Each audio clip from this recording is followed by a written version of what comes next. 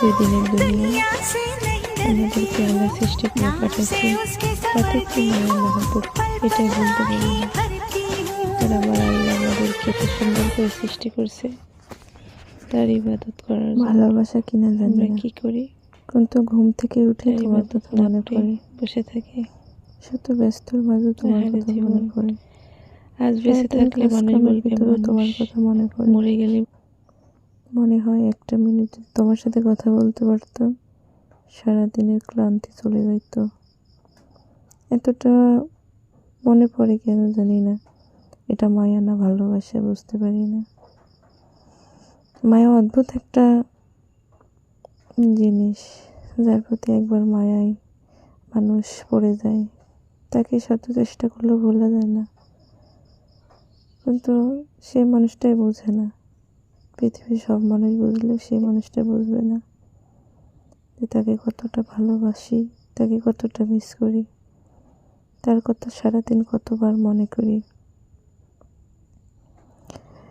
ভালো লাগা সবার ভিতরে পাওয়া যায় না, যার ভিতরে পাওয়া যায় সেই বুঝে না। আজ কোথায় আছি, কেমন আছি, খোঁজ নাও না।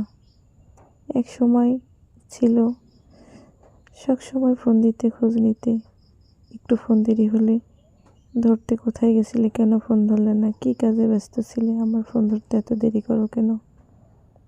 কত রাগারাগি, কত অভিমান ছিল সেই মানুষটার ভিতরে, কিন্তু সেই মানুষটাই এখন আমার জীবন থেকে অনেক দূরে।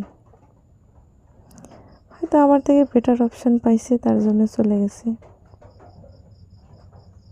জীবন তো ছোট, চলে যাবে কোনো না কোনোভাবে। তো তোমার দেওয়া ভালোবাসার কথাগুলো বলতে পারি না। তুমি যে কথাগুলো আমারে দিছো কোরআন ছুঁয়ে, সেই কথাগুলো কিভাবে মিথ্যা হলো?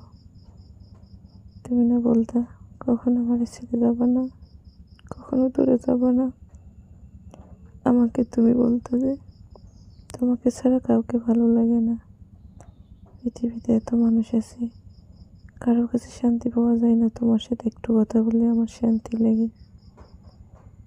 আমি কখনোই তোমাকে ছেড়ে দেব না। আমি যদি বৃদ্ধ হয়ে যাই তাও তোমার হাত ধরে থাকবো, তোমার পাশে থাকবো। কোথায় গেল সেই কথাগুলো দিয়ে তোমার রাখা কথাগুলো? কোথায় তুমি ভুলে গেছো? হয়তো তুমি ভুলে গেছো, কোনো না কোনো অদৃশ্য মায়াই তোমাকে ভুলিয়ে দিয়েছে। মানুষ বেঁচে থাকতে বলে, মানুষ মরে যাওয়ার পরে বলে